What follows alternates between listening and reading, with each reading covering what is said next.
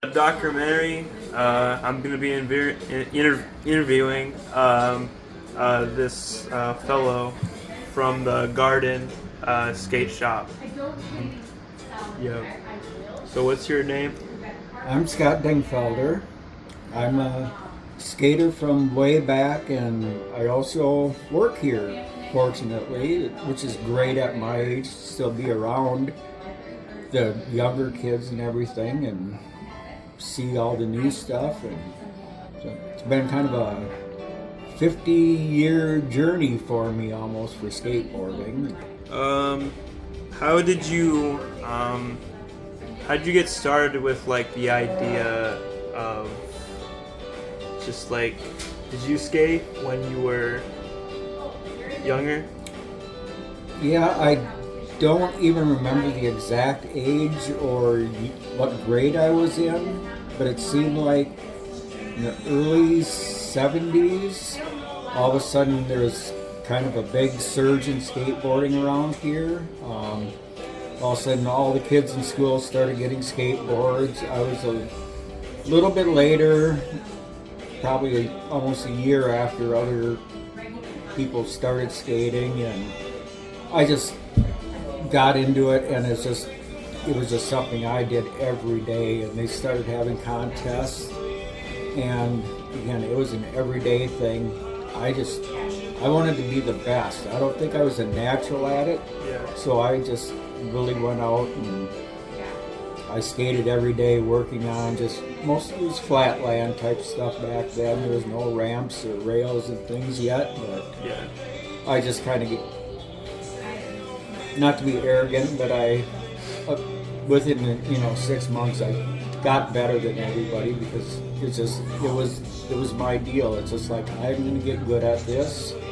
I wasn't into any other sports really at the time, so it was just skateboarding, and that was it. Really good question, because that was really the inspiration for all of us guys around here that really stuck with it.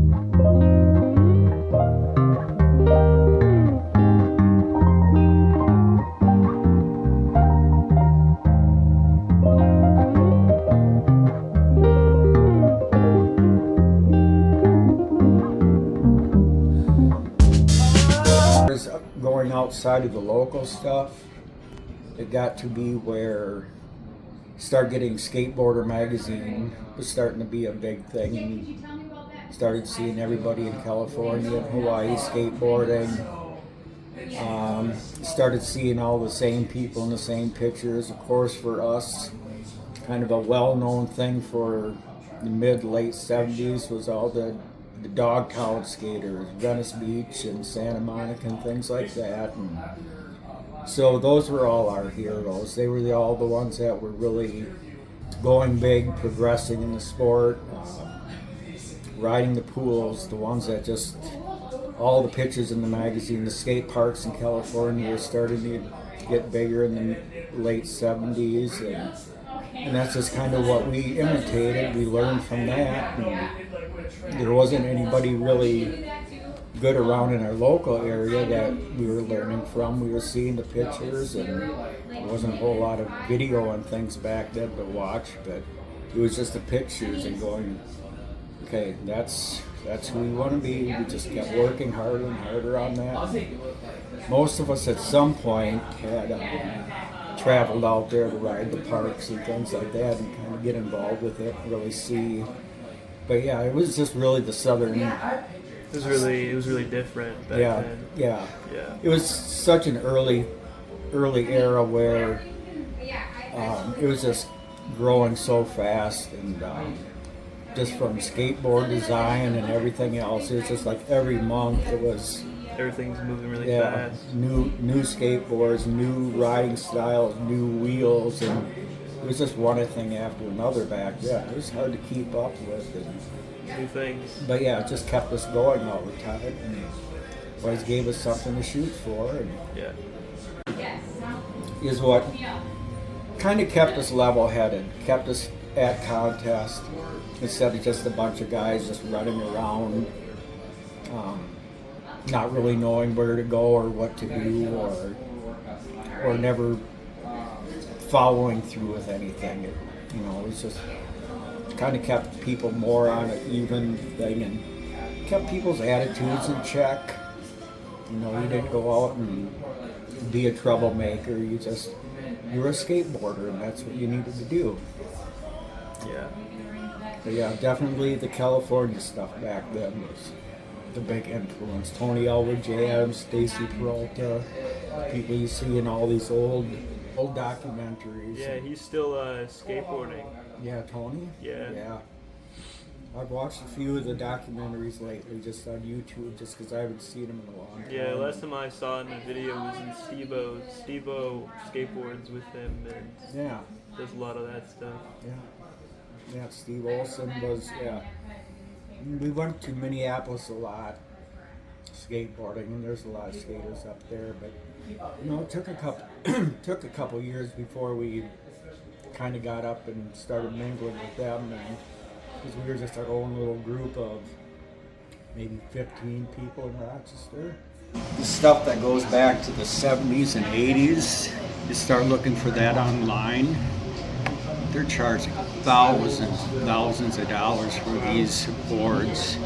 It's just crazy what they're getting for them. There's a lot of people that collect them. The Blackheart wheels that I had on here, I actually just sold on eBay 6 months ago. Didn't really want to, but I put them on there for $500 and they were gone in 2 minutes. So yeah, there's a big market for this stuff that goes back to my era.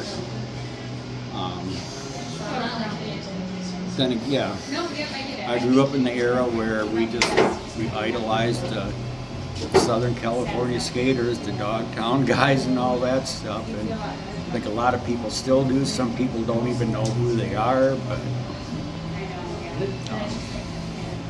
Boards? yeah, this is more of an old school shape. So I got some newer wheels on there. The wheels I had on there originally 6 months ago, I bought new in 1980. They were designed by Rick Blackheart, who I believe, started the independent truck company, which these are the actually Rick Blackheart model independent trucks.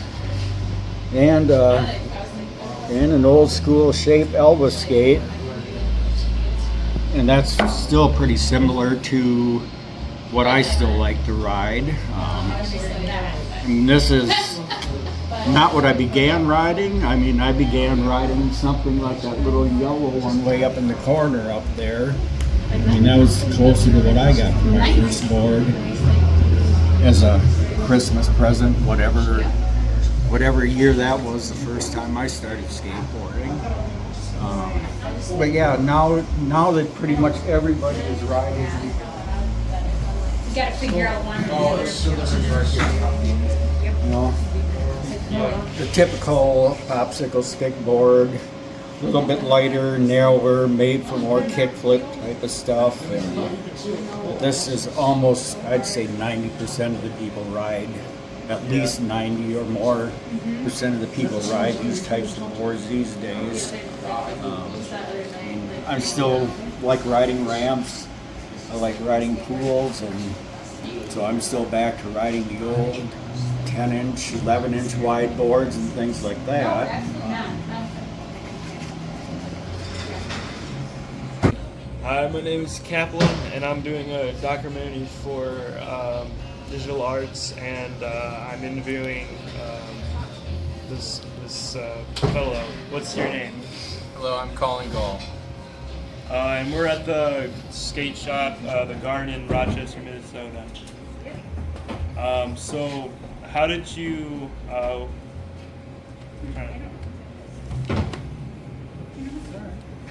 Trying to history of like skating. Like, how did you get into skating, and how is that different from like this generation from your generation? I got into skateboarding because we had a whole group of friends in my neighborhood that I lived in, and my best friend actually got into the skateboarding. And I was playing football and basketball at the time, and just I watched him skateboard for a while, and I was like, that looks sweet. I want to try that. So I tried it, and I got hooked right away. Just like not competitiveness, but like the fact that it was so hard to master. You know, like you can learn to catch a ball and it's kind of quick. Learning to do a kick flip or a nollie flip or just all the different tricks, it takes so much time, repetition, and just like dedication that it just completely consumed my life.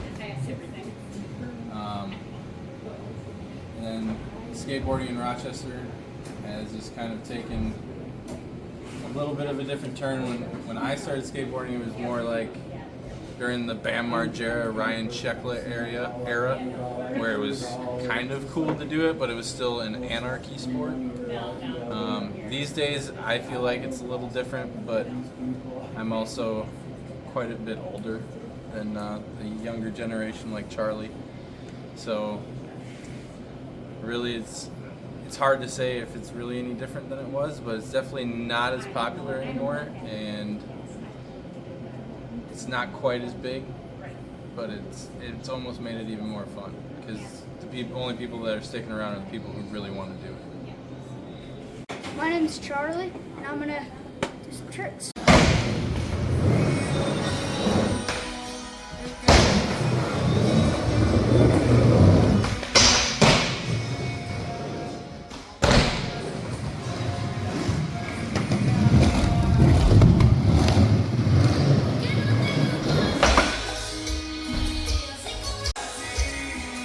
What was that one called?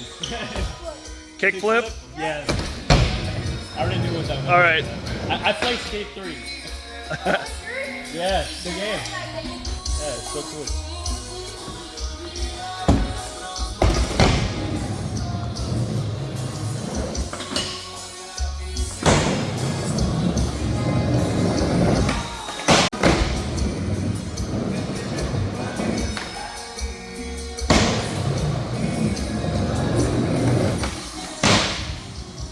Nice.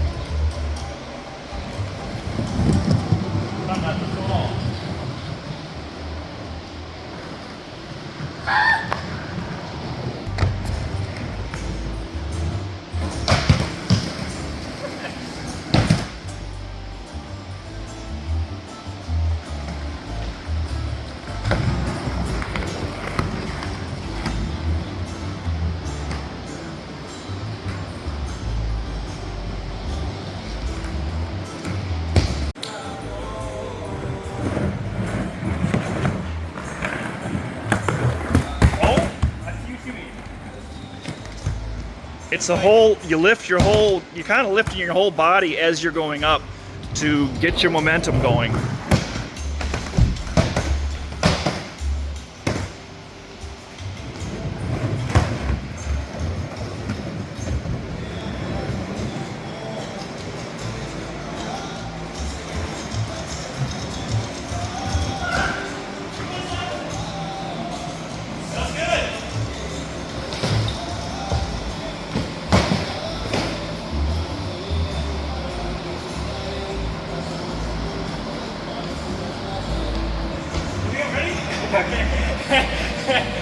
I'm just joking.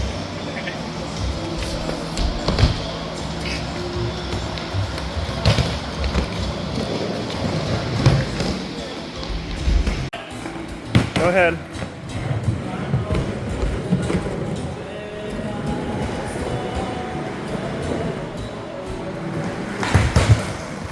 That was better. That was better.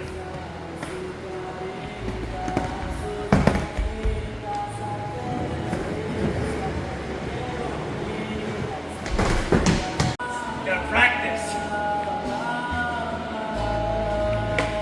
Let's try down here again.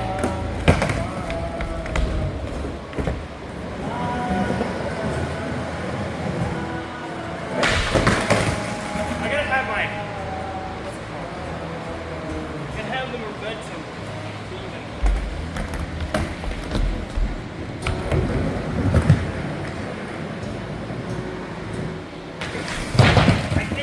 There you go. Hey guys, so this will be the end of my documentary. I had a lot of fun talking to people, interviews, interviewed three technically, and I really want to get into skating, and I'm really great that we found this skateboard place, and we'll see how that goes in the future. So thank you guys for watching my documentary. Bye.